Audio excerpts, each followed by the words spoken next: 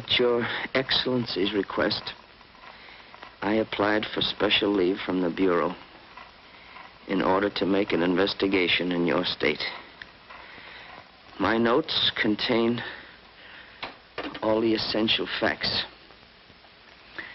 But my injuries make this transcription into a presentable manuscript painfully slow. When finally completed, I will submit the following as a full report on parole conditions which resulted in the release of dangerous criminals who at once returned to their lives of crime.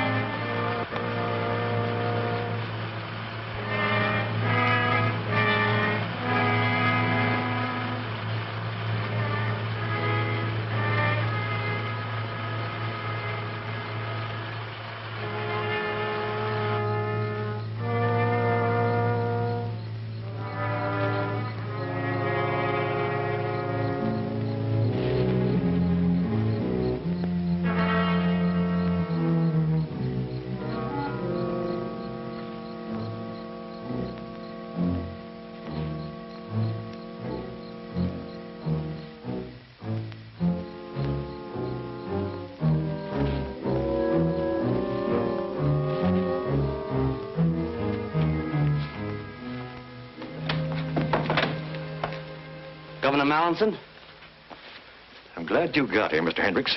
Nobody saw you, I hope. I don't believe so, sir. Good. Gentlemen, this is Mr. Richard Hendricks.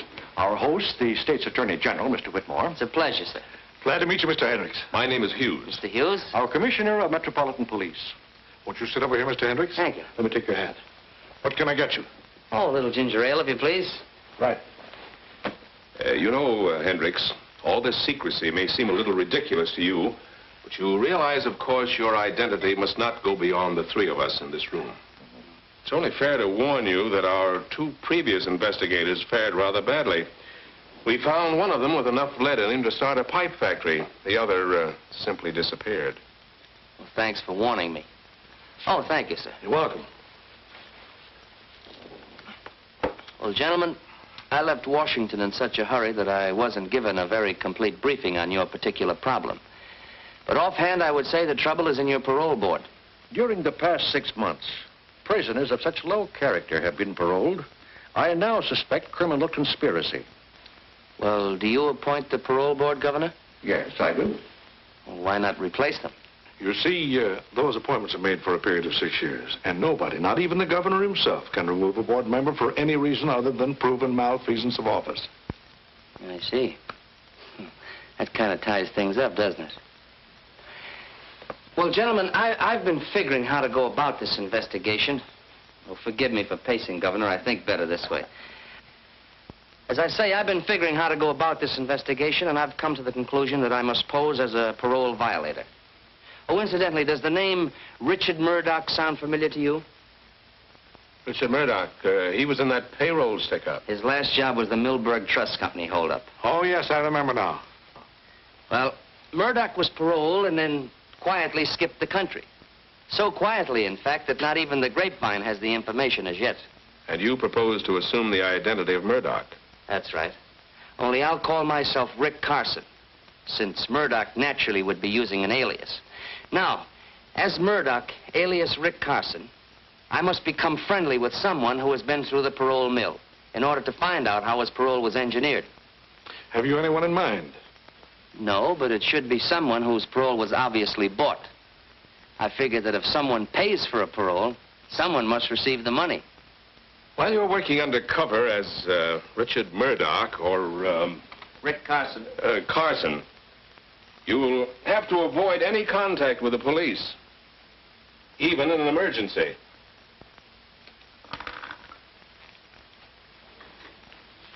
Here's my private telephone number, where you can reach me anytime, day or night. Thank you. Metropolitan 6267. Metropolitan 6267. I'll remember it. Do you have anyone coming up for parole who fits our special requirement? There certainly is. Convict by the name of Harry Palmer. Uh-huh. And when is the next parole board meeting? Let's see. Next Tuesday at the state prison. Next Tuesday at the state prison. Let me see. You're now serving time for attempted murder, Palmer. Do you have anything to say about that? Yeah, it was a phony rap. A lot of things about my trial smelled plenty bad. So does your police record. Do you think you've learned your lesson during your time in prison? I sure have, ma'am. I found out that crime don't pay off. Besides, I realize the things I've done ain't fair to Glenda. She's my wife. If you are paroled, will you conscientiously try to live a clean and decent life? Sure. You can bank on that, Reverend. You think you can earn a living? Honestly, I mean. You bet. I'm promised a job as chauffeur to Miss Dumont. She owns a pastime club. It's all my application there. If you give me this one more chance, I promise I'll never step off the straight and narrow again. Why, he isn't sincere. He's merely playing on our sympathies. All right, Palmer, you may return to your duties. You'll be notified by the warden of the action of this board. Thank you.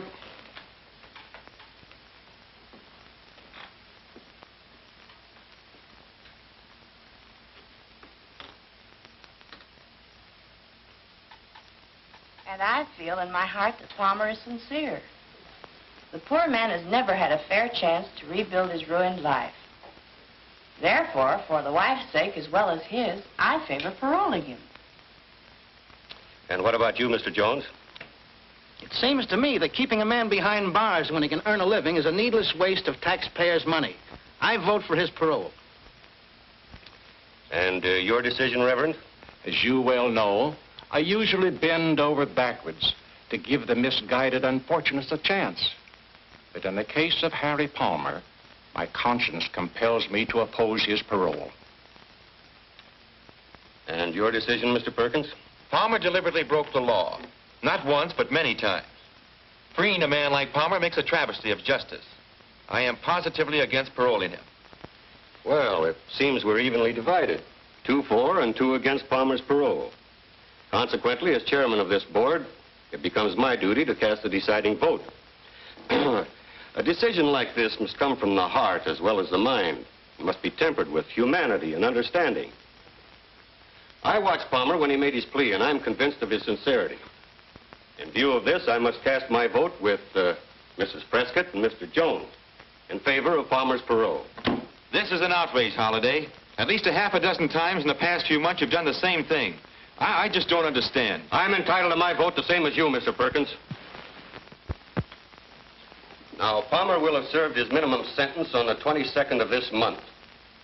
His parole will become effective on that date. I learned that Palmer's wife, Glenda, was working as a waitress at the pastime club. So I decided to hang around. I'll delete that hang around. So I decided to drop around to the club to look the situation over.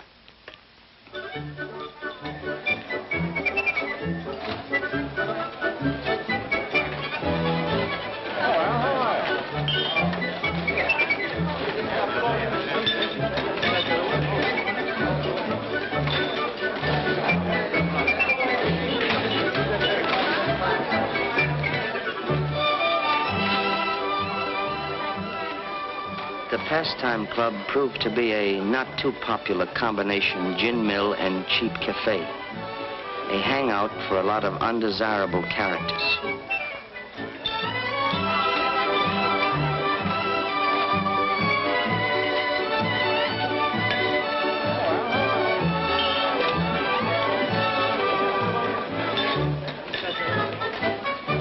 May I take your order, sir? Can't make up my mind. I'm a little undecided between a hamburger and a ham sandwich. Take the ham sandwich. You got a deal. Coffee, too? Yes, black, please.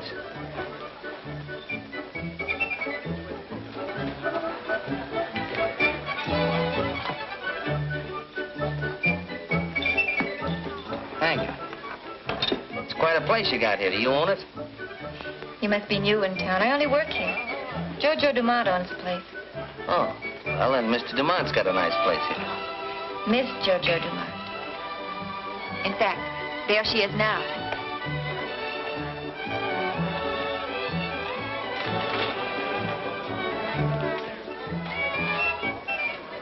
I learned from Glenda that the owner of the place was Jojo Dumont, a woman of striking personality who had her own apartment in the club.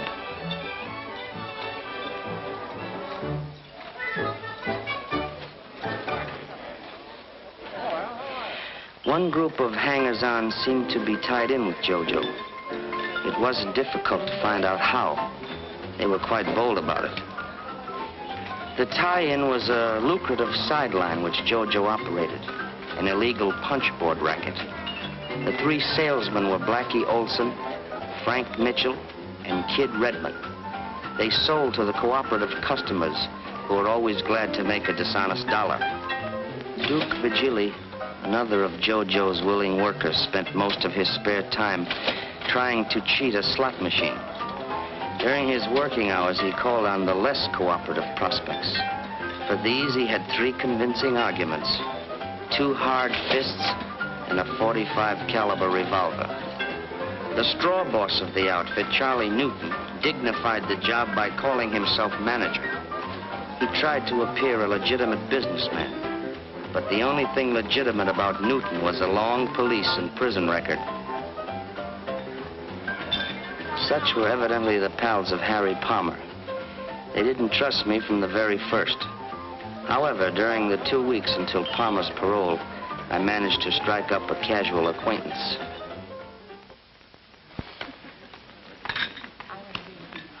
Never mind the cream, Jane.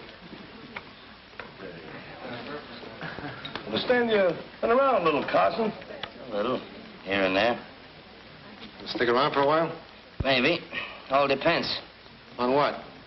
Maybe it depends on you, Newton. You run the joint. I thought you might have something in mind. Not a thing. Hi, boy. Besides, I'm only the manager. I don't own the place. Miss Dumont does all the hiring and firing. Uh-huh. Well, I guess I'll have to make it my business to get acquainted with Miss Dumont. Oh, that did it. Gin. That's 3 games. Never saw such luck. Ah, lucked up. You play like a dope, kid. Am I right, Duke? He always plays like a dope. Yeah, he always can. 5 more. $15. I'll take you on, Carson. Okay, Mitchell, deal. What do you think of this mug, Carson? I haven't decided yet. Got something in your mind, Duke? Yeah, something very interesting. That'll keep. Kidding aside, though, I would like to make a connection. What kind? Oh, I'm not particular. I like the climate here. It's good for my health. What is your racket, Carson?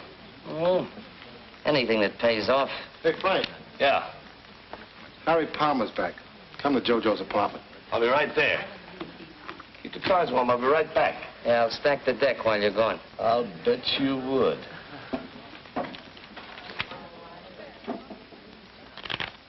I would have given a lot to know what was going on in Jojo's room.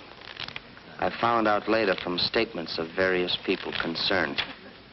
Sure looks natural. Just like old times, right? Sure, thanks. All right. Feeling better, Glenda? Wonderful. Seems like 100 years since I saw you, darling. Yeah, me too. That's what I've been waiting for. Frank will be here in a minute. Well, this calls for celebration. How about fixing some drinks, Blackie? Okay, Jojo. Sure liquor. You look right in the pink there, kid. They treat you good up there? What's on your mind, Charlie? How long are you going to keep Palmer on as a chauffeur, Jojo? Are you kidding? What do you think I got him out for? Chauffeurs are a dime a dozen. The boys are all right fixing the boards. Now, Palmer's the best collector we ever had. As long as he keeps his nose clean. The next time he gets in trouble pulling off side plays, I'll let him rot in the pen. Hiya, Harry. How goes it, Frank? It's great to see you, old son of a gun. Papa's home, huh, baby? How does it feel? Feels grand. Glenda's been in a tough spot, but she came through okay. Yeah, but it's a lucky thing you got the parole just now. What do you mean by that, Crack? Oh, nothing, but there's been a guy named Carson hanging around the past few weeks, and he's been making a play for her. That's not true, Harry. Duke's the one who's been on the make ever since you went away. Me, make a play for you? Ah, you're crazy. That'll be enough, Duke. I haven't met this character Carson yet.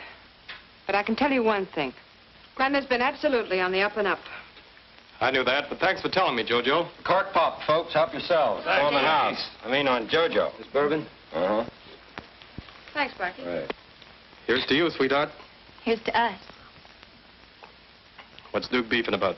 He doesn't like Rick Carson. But I can truthfully say Carson never got fresh or handed me a line. Forget it, sweetheart. Run along and change your dress. But hurry back. I won't be long.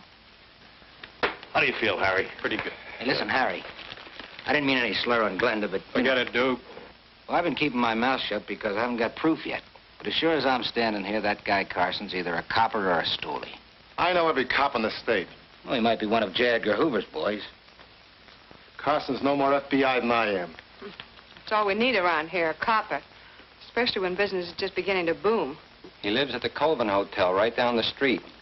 Why don't we search his room? There must be something around to tip us off. I can get in. I know the night clerk. Sure. The kid and Blackie could investigate. Then we'd know exactly how things stand. JBI, that's me. JoJo's Bureau of Investigation. Hello, Mr. Carson. Oh, hello, Glenda. Hey, this looks like the beginning of a second honeymoon. You like my new dress? Pretty sharp. Hope my husband will like it. Sure he will. Oh, here he is now. Honey, this is Rick Carson. Glad to see you, Palmer. Glenda was telling me about you. I was telling Harry how polite you've been. That's a great deal more than I can say about most of the customers. Oh, thank you, Glenda. That's a real compliment. See you around. Glad to, anytime. Good luck to you both. How long will it take to search Carson's room? No, it won't take over an hour. Only the clerk doesn't come on till 8 o'clock. Sometimes maybe a little later. Suppose I arrange to keep him occupied between 8 and 10. You haven't even met Carson. So you'll introduce me. I think I can keep him interested for a couple of hours.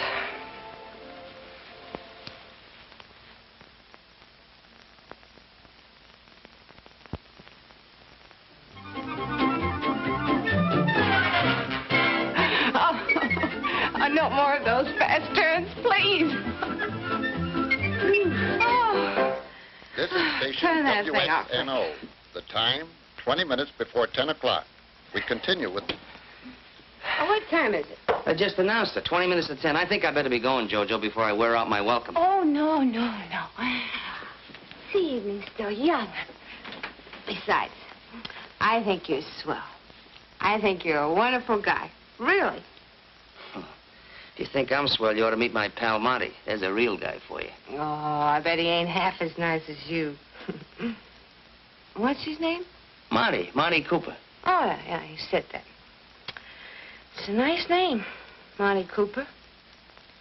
Well, go ahead, call him up. Tell him to come on over. Oh, well, I couldn't do that. You see, Monty isn't in town. Oh, that's a shame. When's he coming back? Well, now, that all depends. Confidentially, Jojo, Monty's in prison. That's a shame. Poor Monty, locked up in the pen. Yeah. Well, forget I said anything. I talk too much. Oh, you can trust Jojo, honey. Yes, sir. Oh, fix another drink. I'll be right back. Yeah. Hello? Oh, hello, Mary. Oh, I'm so glad to hear from you. How you been getting along? Now listen, Jojo. We got the lowdown on that bird Carson and we're on our way back. You'd better get rid of him. Oh, well, that's fine. I'll do that. Yeah, goodbye, Mary.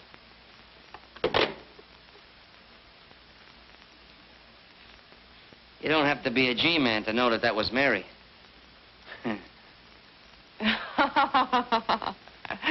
Oh, honey, you were listening. Yeah. Oh, no, I don't want any more tonight. Uh-huh.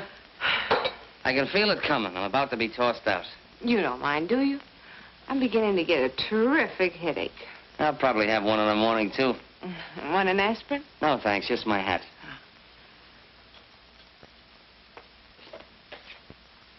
Thank you. Well, good night, Jojo. was a swell evening. I enjoyed it.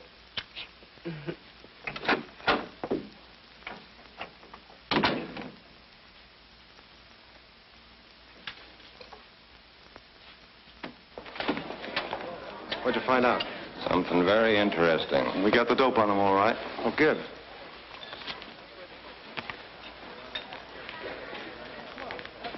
That is interesting.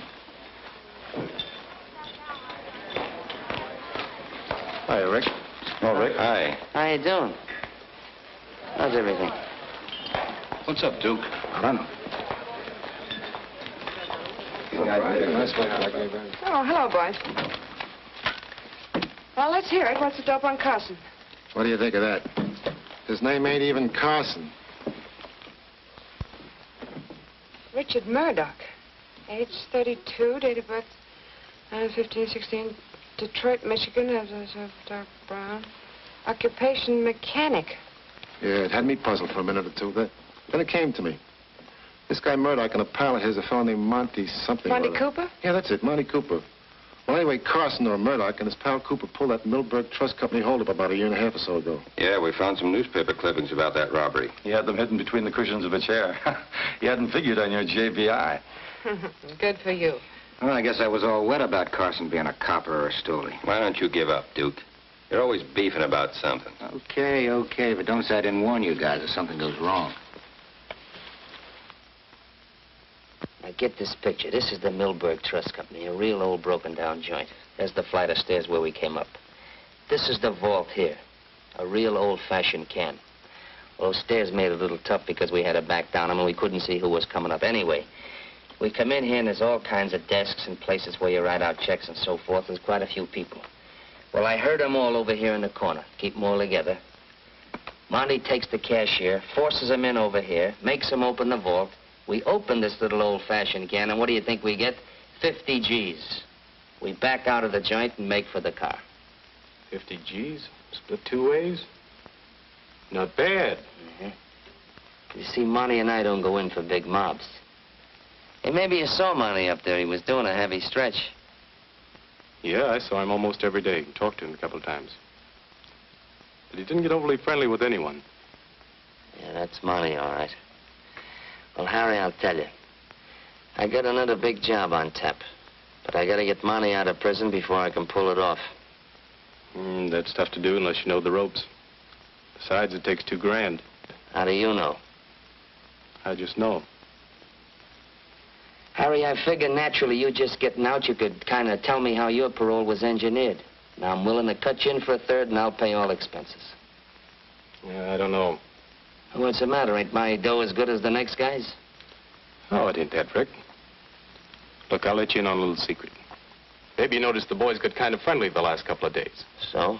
Well, they checked on you, and you're okay with most of them. But Duke's still holding out. He ain't satisfied you're on the up and up. Well, what's that got to do with me buying a parole through you? It's got a lot to do with it. JoJo's the first step, and unless she's sure of her ground, no dice. All right, so there's no dice with JoJo. And who's the next step? Now, wait a minute. Not so fast. I'm no squealer, Rick. Oh, but you do know who the higher-up is. Maybe. But I ain't saying.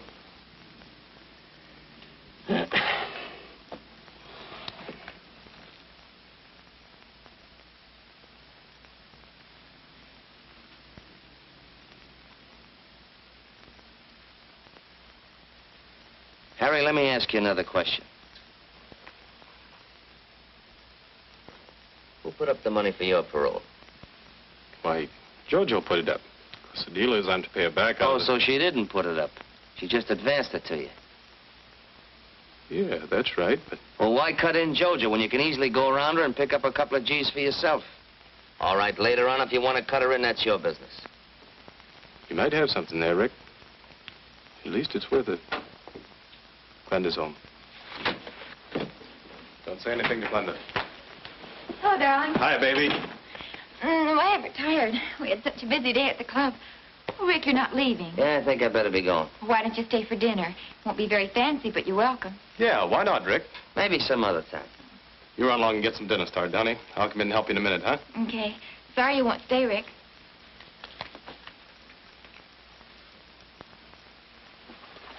You get the $2,000? Harry, whenever I need a few G's, I don't let anything stand in my way. Get the dope.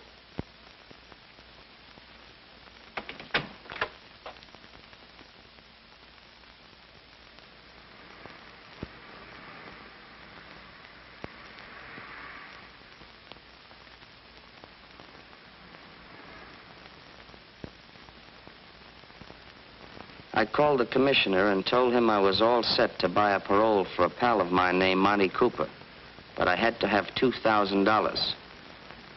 He agreed. But as the boys were somewhat suspicious of me, and in order to gain their confidence, it ought to look like I had pulled a stick-up. Go ahead, read it. Philanthropist. Philanthropist. Well, anyway, robbed. Bandit ignores jewels. Gets $2,000 cash. Neil Ingersoll, civic leader, was held up last night and relieved of $2,000 cash by a bandit who claimed he was not interested in jewels. Ingersoll, returning home at a late hour from an auction of Antiques. What's a diff? Which he had been attending, stepped out of his car outside his garage to find himself looking into the muzzle of a gun. That must have been Carson. What makes you think so? I don't think I know. The word passed through the grapevine that I'd pull that job. And the boys who hung out around the pastime club immediately started to accept me as one of the boys, as it were.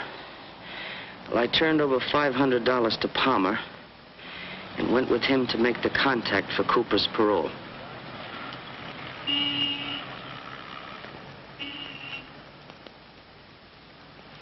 When we reached the lobby of an office building, Palmer told me I couldn't go upstairs with him. This was disappointing. But I heard him tell the elevator operator to take him to the 5th floor. So I checked the names of all the tenants on that particular floor. There were over 20.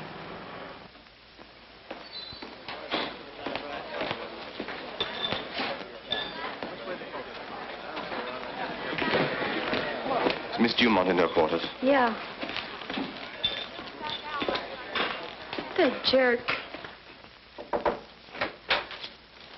Hello, Bonnie. Hello, Jojo. What's on your mind, darling? You seemed as cross as a bear when you phoned to say you were coming over. Somebody's talking too much around here. You mean me? I don't know whether it's you or Newton, but one of you is, and I don't like it. As a matter of fact, I won't stand for it. You've no reason to talk to me like this. I'm sorry, my dear. I don't mean to be discourteous, but I'm worried. For you as well as for myself. Just a little while ago, one of Newton's boys came over to my office and demanded that I get a parole for a fellow named Monty Cooper. Monty Cooper? That's the name he gave me, Monty Cooper. But Carson or Murdoch, whatever his name is, he knows nothing about our parole arrangements. Who said anything about Carson or Murdoch? The fellow who came to see me was Harry Palmer. He's double-crossing you, Jojo. I can't believe it. You can't, huh? Well, less than an hour ago, he laid $500 on my desk and gave me a long spiel about knowing that I was your lawyer and that you came to see me anytime you wanted to get anybody out of the pen. Naturally, I told him that he got his numbers crossed and I knew absolutely nothing about buying a parole. Thank you. Did that shut him up? For the moment. But he left the money and suggested that I think it over. Well, anyway, here it is. Buy yourself that bracelet you've been talking so much about. Thanks. I don't know what to say, darling. I haven't mentioned our connections to a soul. Of course, the boys know that you do handle my legitimate legal matters, but... The important point is how Palmer or any one of them know about my connection with the parole board. It's dynamite.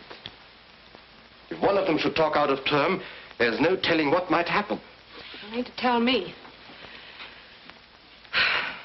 I'll talk to Charlie Newton about it. He'll throw a scare into Palmer. He won't forget.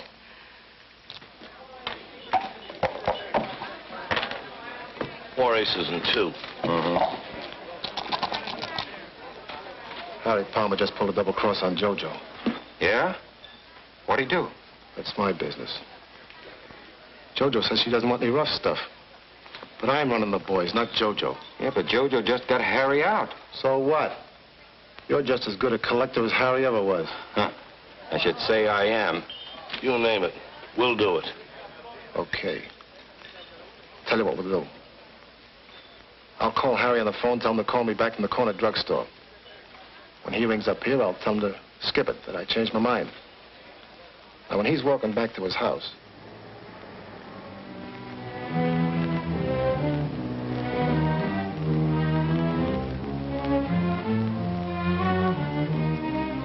Hiya, Harry. hi, Blackie. What's cooking? You'll find out.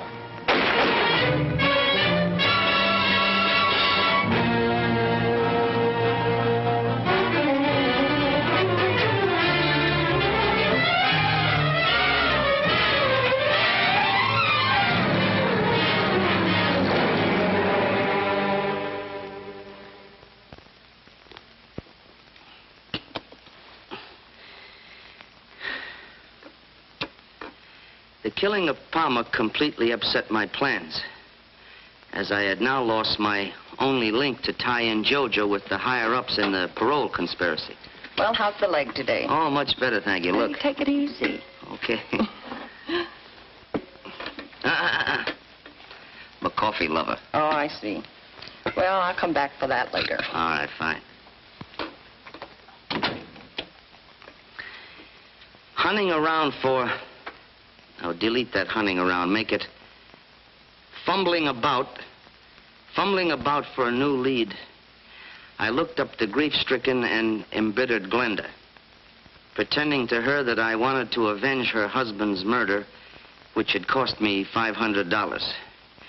Well, I showed her the list of tenants occupying the 5th floor of the building to which Palmer and I had gone to, and only one name, a first name, sounded familiar to Glenda. And that first name was Barney. B-A-R-N-E-Y. Barney. Now, it belonged to a man whose full name was Barney Rodescu, R-O-D-E-S-C-U, who was a lawyer and sort of a man about town.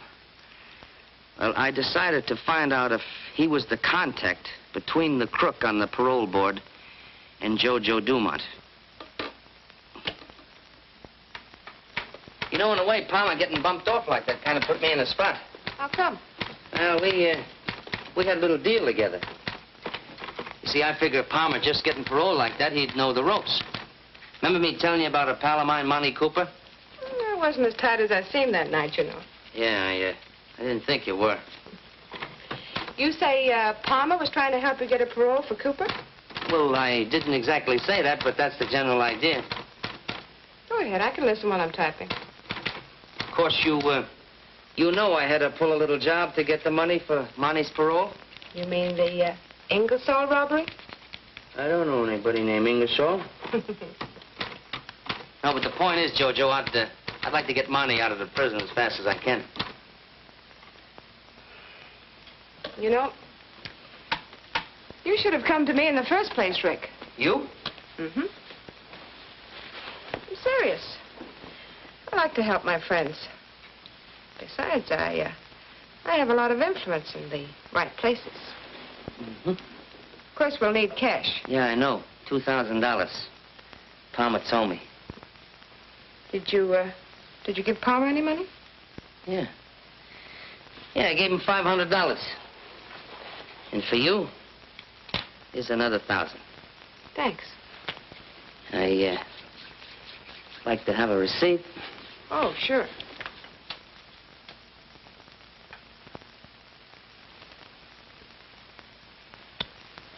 There's your receipt. Hey, you know, that's not bad. Of course, it's a little expensive at $1,000 a throw, but it's not bad. And, what about the balance? The balance you get the day Monty's paroled from prison. It's a deal. Well, I guess that about winds up what I have to say. From here on, my future's in your hands. All I ask is that you give me a break. You needn't worry about not getting a fair break from this parole board. All right, you may return to your duties, and you'll be informed of our decision later. Thank you. Thank you very much, sir. That man should be put away for life. He's an habitual criminal. Why should the state have to support this man for life? That's the wrong attitude. I agree with Mr. Perkins. I'm opposed. The man deserves a chance. Every man deserves a chance. Once again, we seem to be evenly divided, thus making it my duty to cast the deciding vote. And you vote for Cooper to be paroled? I do. Mr. Holliday. It's my privilege. But, Mr. Holliday, it's obvious... the chairman's privilege to have his own opinion. The majority votes in favor of Monty Cooper's parole. He'll be released in 2 weeks to report for work at the Ainsley farm at Meadows. I move for adjournment. Because I couldn't understand why anyone would give a job to a multiple loser like Monty Cooper, I decided to check the county assessor's records to find out what I could about Vern Ainsley. From the beginning, I had suspected Ralph Holliday of accepting the bribe to put through the parole. But with the information I had now obtained, I felt certain it was Rodescu who had offered the job on the farm to Monty Cooper. Suspecting the setup, however, was not enough. I still had to obtain the proof. That afternoon, I worked out a strategic plan.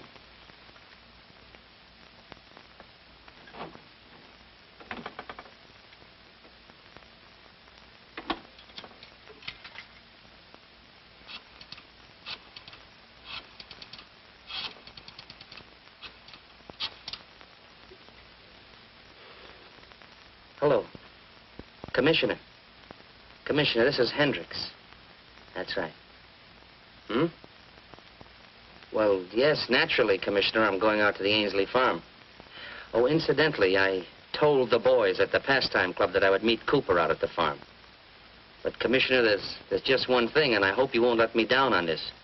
You see, unless Cooper is picked up at the prison gates when he's released, if he should happen to come out at the Ainsley farm at the same time I'm there and get one good look at me, well, I'm afraid my career as Murdoch or Carson or Hendricks will come to a very sudden and painful end.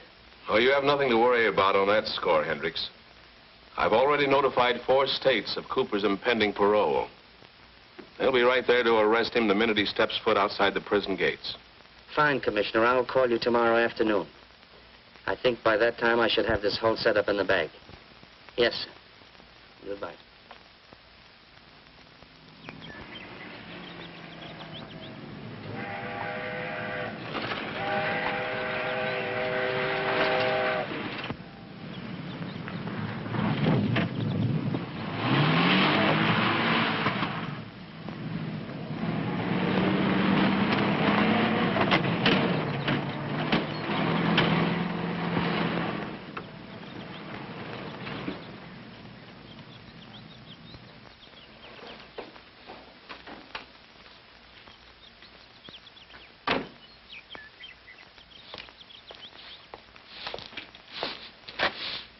Ainsley?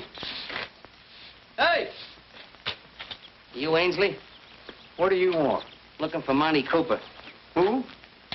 Monty Cooper. He's supposed to be working here. Well, he ain't. Nobody here by the name of Cooper.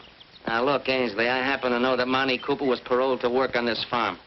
Who told you that? Well, after all, I'm a pal of his. My name is Carson. Rick Carson? Well, I'm pleased to meet you, Carson. I'm glad to meet a real pal of Monty's, too. You know, confidentially, I put up the dough to spring him. Yeah? Well, I guess you'll be right glad to see each other again. Yeah. Only thing is, I don't expect Cooper much before tomorrow. You see, there ain't no other bus coming this way before midnight tonight. You don't know Monty very well, do you? If there ain't no bus, he'll take a taxi. And when he gets here, he'll ask me to pay for it. Well, you're welcome to hang around if you want to. I guess the boss won't care. Well, I thought you owned this place. Oh, I sold out a couple of years ago to a fellow named Rodescu, a young lawyer from town. Uh-huh. Well, tell me, does this Rodescu, does he come here very often? Mostly weekends. Him and a lady friend. They do a lot of riding. By the way, I'm expecting them this afternoon sometime. You make yourself to home. I got to get the horses ready. Up to you, Carson. Yeah. I hadn't figured on Rodescu visiting the farm. I realized his presence might have set my plan, but I had to take the gamble. So I waited until Ainsley had disappeared. I had brought along an instrument which the commissioner of police had provided, and taking advantage of Ainsley's absence, I decided to make use of it.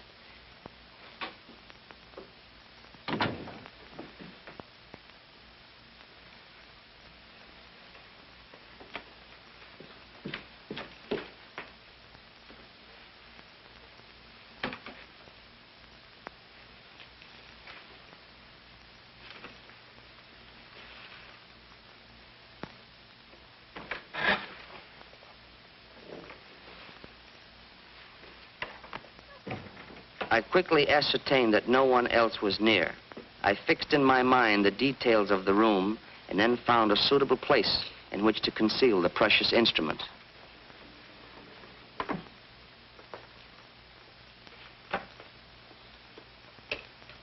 It was the latest type of sound recorder. Once set to operate, it needed no further attention, since it would automatically start when someone spoke and stop again when the voice concluded. It could pick up voice frequencies within a radius of 50 feet and could record continuously for 4 hours.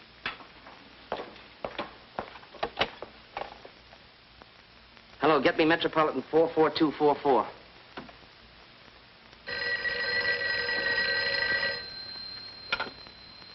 Hello? Hello, Glenda. Glenda, this is Rick Carson. Oh, yes, Rick. I think I know who's responsible for what happened to your husband. You do? Who is it, Rick? Don't ask any questions now because I've got to act fast. I'll do anything you say. Fine. Now listen closely. You know that list of names and addresses of the parole board members that I left with you this morning? Yes, I have it right here. Fine. Now, I want you to send each one of them the following telegram. Urgent you meet me at farm without delay. Drop everything else. Have you got that? Yes, Sign each one of those messages Barney. Barney. But I don't get it, Rick. What good are the telegrams? Well, Glenn, just a minute, Glenda.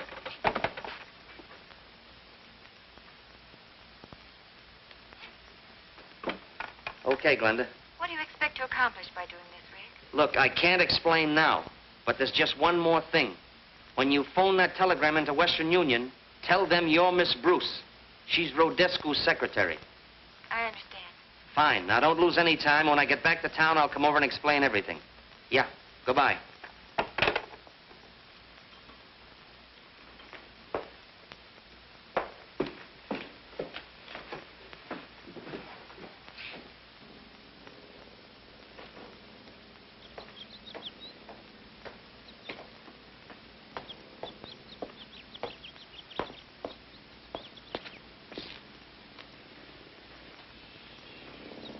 Oh, hey. How about a glass of beer? Oh, no, thanks. Not right now. It's up to you. Thanks. I think I'll kill a little time and drive around the country. I'll stop back later and see if Monty got here yet. Suit yourself. Yeah, okay. See you later. Yeah.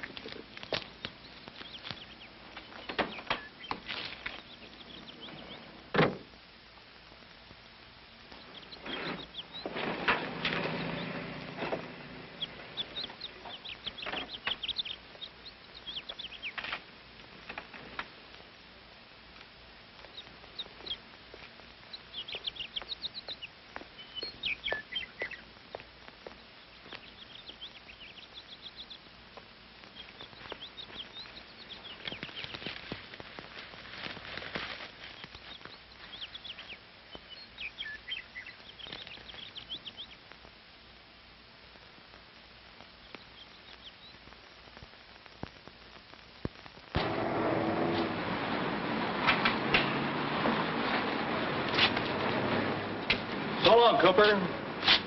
Take it easy. Yeah. You too, Screw. Good luck.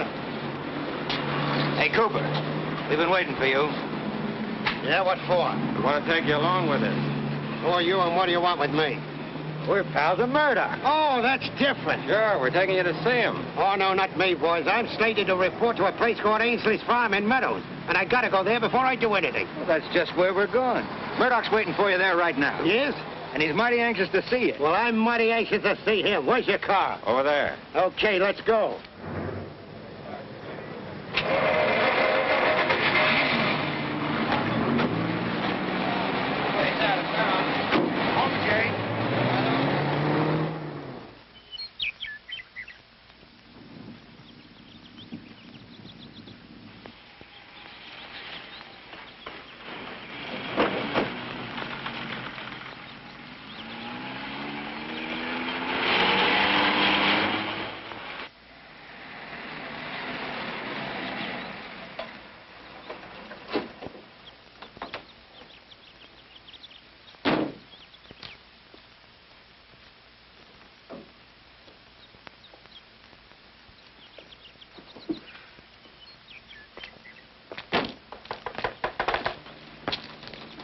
I get such a kick out of this place. So peaceful. Why do you think I keep it, my dear?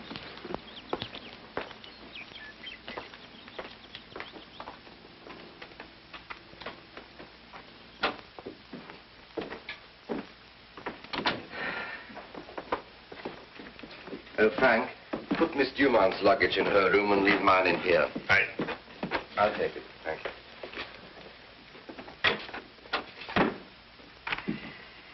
Darling, it's so good to be with you.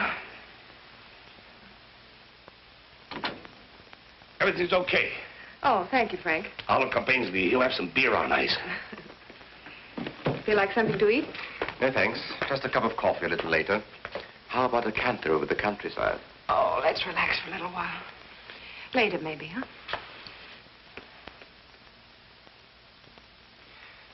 Do you think the fellows could push enough punch boards to raise, say, an extra $20,000 in the next few weeks? They might, by putting a little extra pressure on their customers. Then I think they should. A powerful anti-racket committee is being organized to run us, among others, out of business. And a little extra money wisely spent might help considerably. I'll see that Charlie Newton starts them out on it Monday morning. Good. In asking Glenda to send those telegrams to every member of the parole board, I assumed that only the one member who was mixed up in the parole conspiracy would know what was meant by the farm and the signature Barney. Well, just at dusk, I had the keen satisfaction of knowing that my plan had worked. I had sent those telegrams in the hope of tricking Ralph Holliday into exposing himself. Holliday was driving that coupe. But instead of trapping one member of the parole board, I had caught two. But Titus Jones arrived in the car with my primary suspect.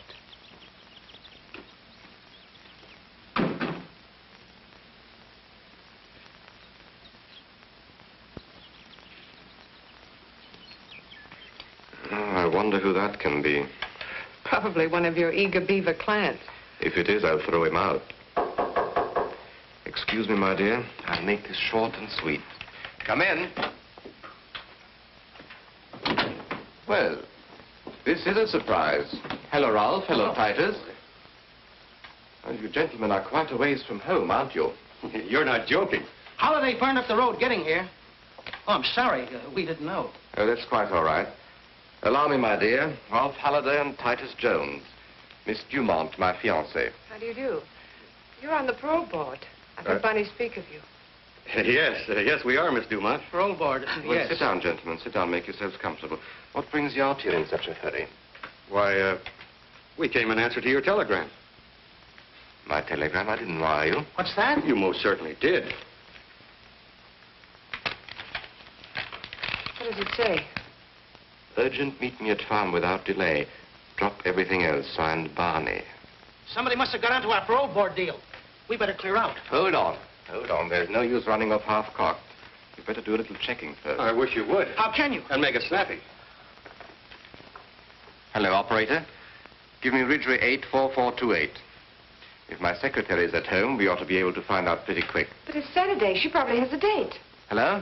Hello, Miss Bruce. Did you send any telegrams today to either Titus Jones or Ralph Holliday? You did not. Did you authorize anyone else to do so? You didn't, huh? I knew it was bad news the minute I received that message. Miss Bruce, I want you to check with Western Union right away and find out if you can who sent those telegrams and to whose account they were charged. Yes. Call me back at the farm the moment you have the information. Right. She'll call me back. Someone's on our trail, Barney. Have you told anybody about giving Holiday and me the money? Oh, don't be an idiot. You don't think I'd tip anybody off that I've been bribing the parole board? Maybe Mr. Holliday or Mr. Jones accidentally... Ridiculous. That's absurd. It could have been that jackass Palmer you had working for you. He only knew the connection between you and me. He knew absolutely nothing of your time with Holliday and Jones. Whatever the answer is, I don't like it. I'm getting away from here. So am I. This farm is poison. Just a minute, gentlemen. We're remaining right here until Miss Bruce calls back. We're safer here than anywhere else for the time being. I was confident the recording machine was doing its work. But to make the record admissible as evidence in court, I would have to swear that I had seen the people inside that room and to identify their voices. There was only one way to do this. Who can that be? Where can we hide? Relax, gentlemen. Come in. Oh, I'm sorry to bother you. I'm looking for a friend of mine. What makes you think he's here? Well, I was told he would be. My name is Carson. Oh, it's Rick Carson, darling. Let him come in. You needn't worry about him. Come in.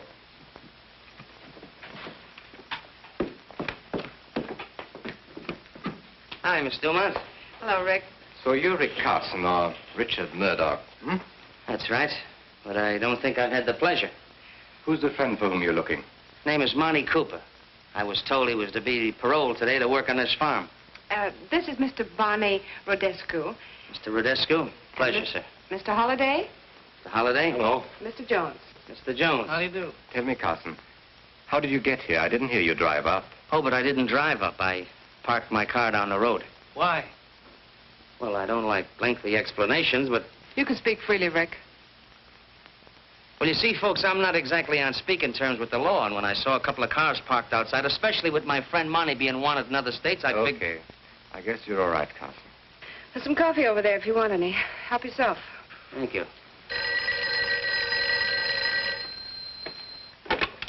Hello? Yes, operator. Must be my secretary calling me back. Yes, Miss Bruce.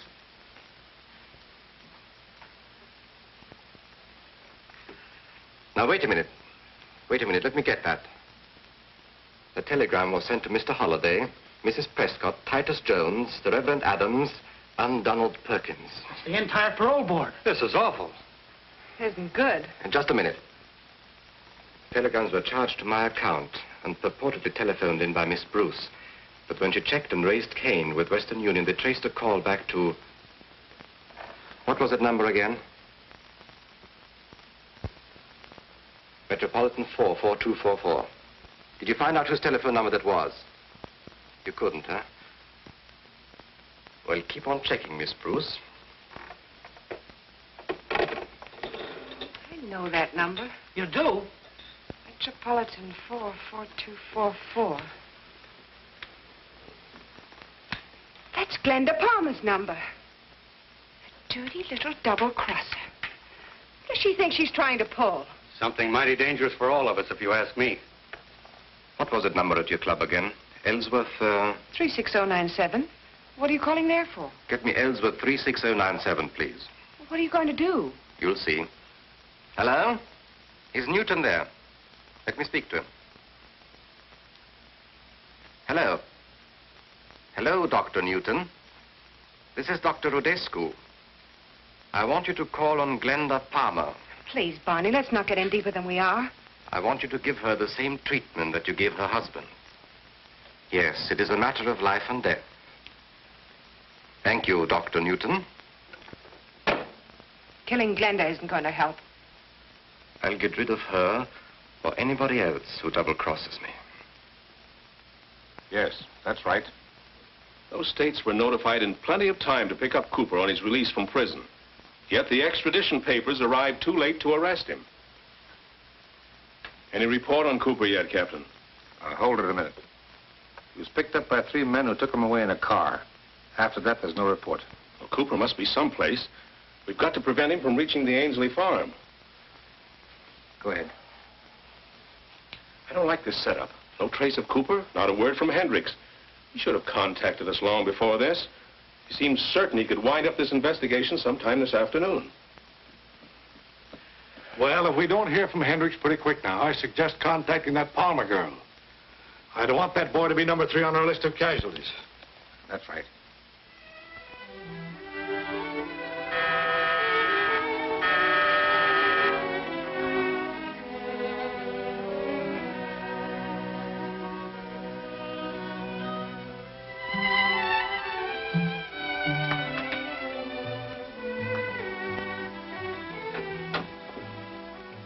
Hello, Glenda.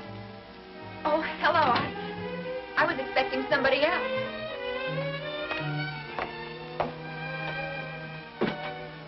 I'm surprised, Mr. Newton. You've never called on me before. That's why I made my mistake.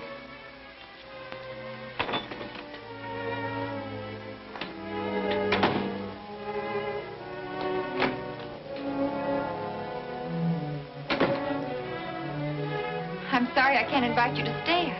I was expecting someone. He should have been here before now. Well, it's a shame he's late. Now when he gets here, he won't find you at home. What do you mean? You're going out, Glenda. With me. No, I couldn't. Well, after all I told you, I'm expecting someone. Get your coat. Please go. Get your coat. Shut your trap.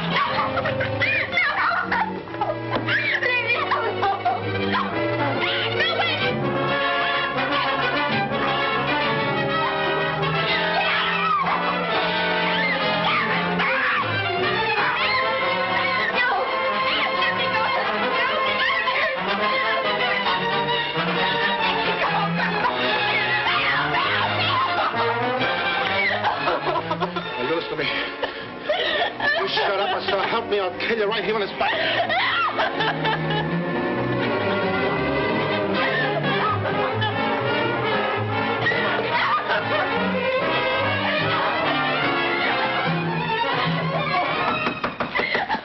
Mrs. Palmer, what's the matter in there? This is Mr. Brown, the manager. Open the door, let him in. But be careful. Go on. Are you all right, Mrs. Palmer? Thank heaven you're here. Are you all right, Mrs. Palmer? Stick your hands up and keep going. Drop that gun. You're the manager of the pastime club. Get him out of here. Book him on suspicion of attempted murder. Yes, Commissioner. Take him out. Everything's all right, Mrs. Palmer. Will you please get the lady a glass of water? Mrs. Palmer, I'm very anxious to get some information about Rick Carson. Now, it's all right. He's working with us. Oh, thank you. Here you are. He said you were helping him. But we're worried that something may have happened. Have you heard from Carson lately? He telephoned me this afternoon from Meadows. Meadows? The Ainsley Farm is located near Meadows. That's right. He mentioned the farm and the telegrams they sent for him. Captain, notify the sheriff's office in Meadows to see if Carson is at the Ainsley Farm. Yes, Commissioner.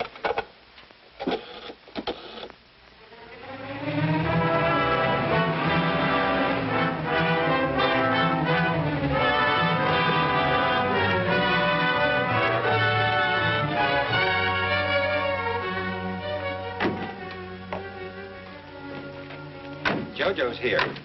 I wonder who that other car belongs to. Never saw it before. We'll say hello and show him you're okay, Cooper. Then we'll take a run into town. Fair enough. Well, Dr. Newton ought to have finished his treatment of Glenda Palmer by now. Oh, quite a joint you got here, huh? Well, we picked up Cooper, and here he is. Hiya, gang. Well, where's that old son of a gun Murdoch or Carson, whatever he calls himself now? What's the matter, Monty? Don't you recognize your old pal? You know, I didn't at first, but I sure do now. You're the guy who shut it out with me and a pal up in Wisconsin. It was you who put a slug through him. You're a federal agent. What did I say? That's right, I am a federal agent. And there's one thing they teach us, and that's how to use a gun. And the first one that makes a move gets it. Oh. I warned you, Mitchell. Anybody else? You see, the reason Cooper knew I was a federal man is because I once put him in prison. The very same prison that you very loyal citizens got him out of today. Looks like I'm going to have to put him back in again. But this time I'm going to give him a lot of company. I'm going to put you all in with him. But right now, ladies and gentlemen, I'm afraid I have to leave you. But I'll make you a promise. I'll be back again. Nice work, Ainsley. Just in time. I heard the shot. I figured something was wrong. Kill that fellow mine. Stop the party. Stop it. All right, gentlemen. Put him in the chair. He'll be more comfortable here. Hey, Carson, here's some water for you. Now, speak. All right, Carson. Who put you on our trail? Well, I suppose we'll have to teach him how to speak. That's lesson number 1. He's stubborn. He'll need more than that. Ready to talk yet? Hit him again. We'll make him talk. Oh, why don't you shoot him and get it over with? Just a minute. We'll try once more. If he doesn't talk this time, he'll get a one-way ticket to the bottom of the river. All right, Carson. This is your last chance. Tell us just how much you know. You better talk fast and to the point. Sounds like police sirens. It is the police. What can we do? Don't let them find him here. Duke, Blackie, Kid. Take Cooper and Carson to the storeroom. Use the back way. Holiday and Jones, you better go along. Come on, boys. My Through hat. here. Hurry up. Make it snap. Now, you and I will be taking care of Frank, Jojo. All right. And remember, he was hurt in a hunting accident. Oh, shut up.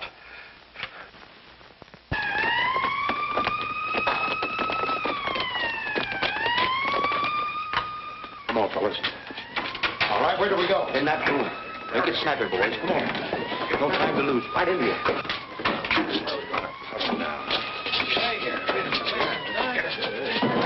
It's getting louder. They're coming in, all right. Quiet now. Lock it, boys.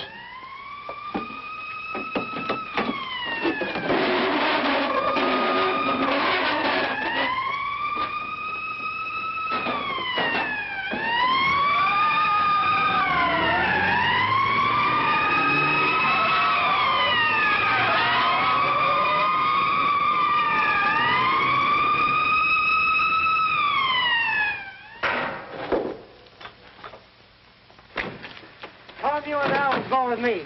The rest of you look those cars over and see if you can find anything out here. Come on.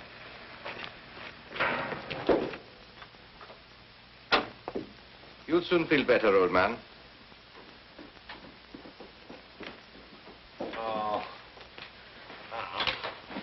What's the trouble here? My guest was hurt in a hunting accident. We called a doctor. Oh. Well, we're looking for a man named Carson. Carson? I don't know him. There was someone here earlier today, before you came home, dear. His name was Carson. He said he was looking for a friend. Was his friend named Monty Cooper? That name doesn't mean anything to me either. He was just paroled from prison. He's supposed to report here for work. We haven't seen him. If you have no objections, we'll look through the house. Help yourself. Thank you. Let's look at him, then.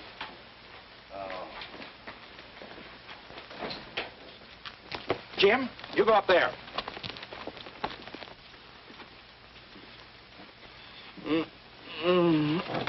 Shut up, you. One peep and I'll bust your mouth wide open. Gag 'em, Blackie.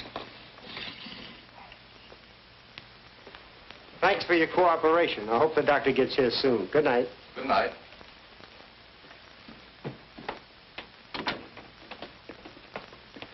That setup doesn't look right to me. Yeah, Monty Cooper's supposed to go to work out here, and nobody seems to know anything about him. Kind of funny, ain't it? Yeah.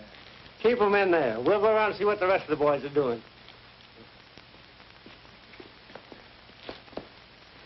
We haven't been in here yet. Open it up, mister.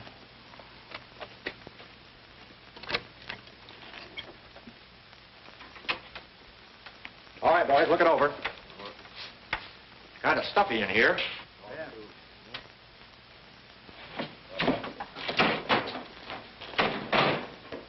Find anything? No sign of Cooper or Carson so far. I'll make a thorough search.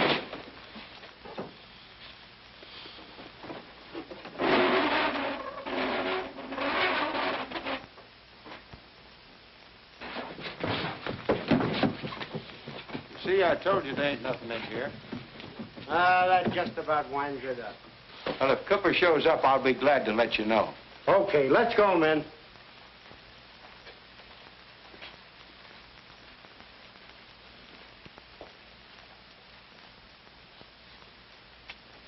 Boy, was I sweating. That was a close one. I thought sure they had us. Hey, Duke, how long do you think we'll Hey, here we are. Hey. What's that? Hey!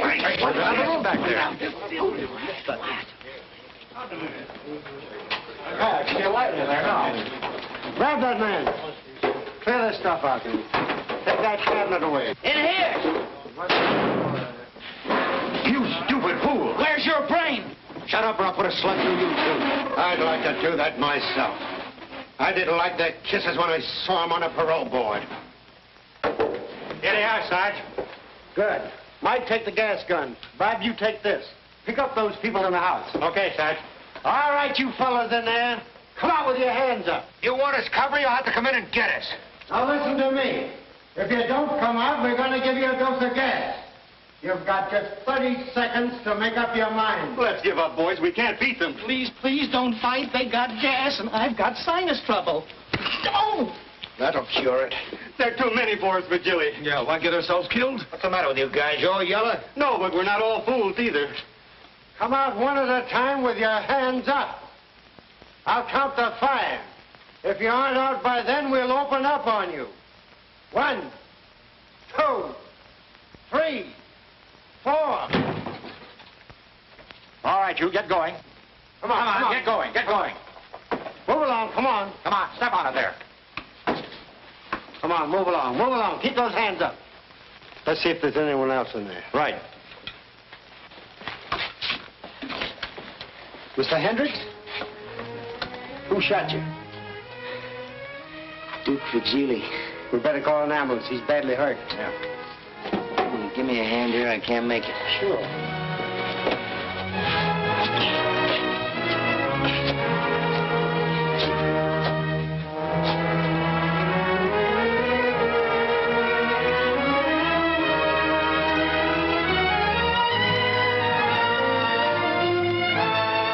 Just a minute.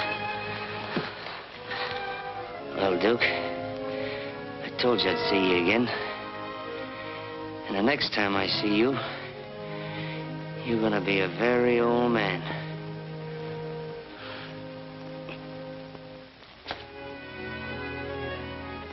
Oh, yes. Getting along real fine. Another week or so, I'll be able to go out dancing again. That's wonderful. Here you are, Mr. Hendricks. Oh, thank you, Mary. Oh, Mary's my favorite nurse. I can believe that. Now, if it wasn't for her, I'd probably still be lying in bed. Thank you, Mr. Hendricks. God bless you. Well, here's my completed report, Mr. Whitmore. Took quite a long time to finish it, but I hope it accomplishes what the governor desired. Well, I'm sure it will be, Carson. I mean Murdoch. You mean Hendricks. That's right.